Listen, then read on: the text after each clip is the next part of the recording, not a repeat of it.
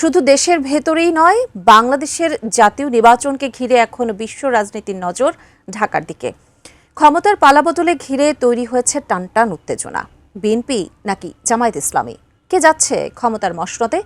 তবে এই মুহূর্তে এর চেয়েও বড় প্রশ্ন, বাংলাদেশের ক্ষমতায় কাকে দেখতে চায় বিশ্ব পরাশক্তিগুলো? দক্ষিণ এশিয়া থেকে শুরু করে বৈশ্বিক শক্তির সেই কৌশলগত হিসাব নিয়েই বিস্তারিত আরিফ হাসানের প্রতিবেদনে।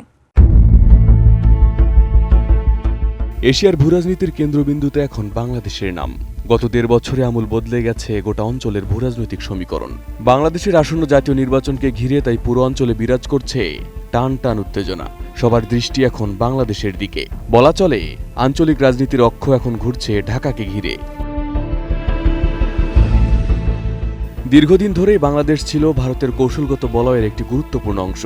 শেখ হাসিনার শাসনামলে সীমান্ত নিরাপত্তা, বিদ্যুৎ, বাণিজ্য ও আঞ্চলিক সংযোগ খাতে দিল্লি ঢাকার সম্পর্ক ছিল অত্যন্ত ঘনিষ্ঠ এবং অসম চুক্তি নির্ভর। তবে সরকার পতনের পর গত ১.৫ বছরে সেই সম্পর্ক নেমে এসেছে একেবারে তলানিতে। বর্তমান বাস্তবতায় ভারতের প্রধান উদ্বেগ, বাংলাদেশে যেন এমন কোনো সরকার ক্ষমতায় না আসে যারা ধর্মভিত্তিক রাজনীতিকে রাষ্ট্রীয় নীতির কেন্দ্রে আনে কিংবা ভারত বিরোধী অবস্থানকে প্রাতিষ্ঠানিক রূপ দেয়। বিশেষ করে জামায়াত ইসলামীর সম্ভাব্য রাজনৈতিক উত্থান নয়াদিল্লির কাছে বড় ধরনের নিরাপত্তা সংখ্যা হিসেবে দেখা হচ্ছে। সীমান্ত নিরাপত্তা, উত্তর পূর্ব ভারতের স্থিতিশীলতা ও আঞ্চলিক প্রভাব সবকিছুই জড়িত এই উদ্বেগের সঙ্গে। তবে বাস্তবতা মেনে ভারত এখন এটুকুই চায় যে সরকারি ক্ষমতায় আসুক, দিল্লির সঙ্গে সংলাপ ও সহযোগিতার পথ যেন বন্ধ না হয়। নতুন লাইফবয় অ্যালোভেরা শ্যাম্পু, চুল করে ন্যাচারালি স্ট্রং, মাত্র 2 টাকায়। অন্যদিকে গণঅভ্যুত্থানের পর বাংলাদেশের রাজনৈতিক পট পরিবর্তনকে পাকিস্তান দেখছে নিজেদের জন্য এক বিরল কৌশলগত সুযোগ হিসেবে। দীর্ঘদিনের বৈরিতা পেছনে ফেলে সাম্প্রতিক সময়ে ঢাকা ইসলামাবাদ সম্পর্কে উষ্ণতা দেখা যাচ্ছে। শুরু হয়েছে দ্বিপাক্ষিক বাণিজ্য, পুনরায় চালু হয়েছে বিমান চলাচল, বাড়ছে সামরিক পর্যায়ের যোগাযোগও। বিশ্লেষকদের মতে এই সম্পর্ক আরও গভীর করাই পাকিস্তানের মূল লক্ষ্য। বিশ্লেষকরা বলছেন, এই প্রেক্ষাপটে জামায়াত ইসলামী ক্ষমতা এলে ইসলামাবাদের সন্তুষ্টি সবচেয়ে বেশি হবে বলে মনে করা হয়। তবে বিএনপি ক্ষমতা এলেও পাকিস্তানের কোনো আপত্তি নেই। পাকিস্তানের একমাত্র অস্বস্তির জায়গা, বাংলাদেশ যেন আবার ভারতের দিকে অতিরিক্ত ঝুঁকে না পড়ে। এদিকে সবচেয়ে বাস্তববাদী ও কৌশলী অবস্থানে রয়েছে চীন। বেইজিংয়ের কাছে নির্বাচনের ফলাফলের চেয়েও বেশি গুরুত্বপূর্ণ রাজনৈতিক স্থিতিশীলতা। গত ১ দশকে অবকাঠামো, বিনিয়োগ, প্রতিরক্ষা ও বাণিজ্য খাতে বাংলাদেশ চীন সম্পর্ক উল্লেখযোগ্যভাবে গভীর হয়েছে। অন্তর্বর্তী সরকারের সময়েও সেই ধারাবাহিকতা বজায় আছে। ফলে বিএনপি ও জামায়াত ইসলামী উভয় পক্ষের সঙ্গে যোগাযোগ রাখছে চীন।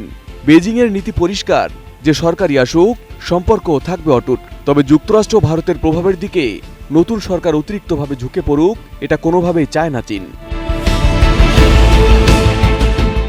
এদিকে ৩ দেশের বাইরে দক্ষিণ এশিয়ার রাজনৈতিক বাস্তবতায় তুরস্ক, যুক্তরাষ্ট্র ও রাশিয়ার ভূমিকাও গুরুত্বপূর্ণ।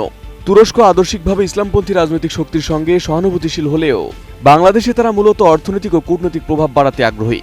প্রতিরক্ষা শিল্প, নির্মাণ ও মানবিক কূটনীতিতে আঙ্কারা সক্রিয় থাকতে চায়। তবে আঙ্কারার ঝোঁকটা জামায়াতের দিকেই বেশি। যুক্তরাষ্ট্র বরাবরের মতোই বাংলাদেশে গণতান্ত্রিক প্রক্রিয়া, মানবাধিকার ও অবাধ নির্বাচনের উপর জোর দিচ্ছে। তবে ওয়াশিংটনের বড় লক্ষ্য হল বাংলাদেশ যেন চীন বা রাশিয়ার বলয়ে পুরোপুরি ঢুকে না পড়ে। বিএনপির প্রতি যুক্তরাষ্ট্রের তুলনামূলক সহানুভূতিশীল অবস্থান থাকলেও সম্প্রতি জামায়াতের সাথেও বন্ধুত্বপূর্ণ সম্পর্কের ইঙ্গিত দিয়েছে ওয়াশিংটন। যে সরকারি ক্ষমতায় আসুক, তারা মূলত একটি গ্রহণযোগ্য ও অংশগ্রহণমূলক সরকার দেখতে চায়। এদিকে রাশিয়ার অবস্থান তুলনামূলকভাবে নীরব কিন্তু কৌশলগত। রূপপুর পারমাণবিক বিদ্যুৎ প্রকল্প সহ বড় বিনিয়োগের কারণে মস্কো চায় বাংলাদেশে স্থিতিশীল সরকার থাকুক, যারা পশ্চিমা চাপ উপেক্ষা করে দ্বিপাক্ষিক চুক্তিগুলো বাস্তবায়ন করবে।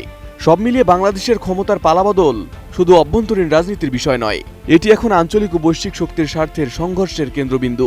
কে ক্ষমতায় আসবে তার চেয়েও বড় প্রশ্ন, বাংলাদেশ ঠিক কোন পথে হাঁটবে। Arif Hasan, ATN news.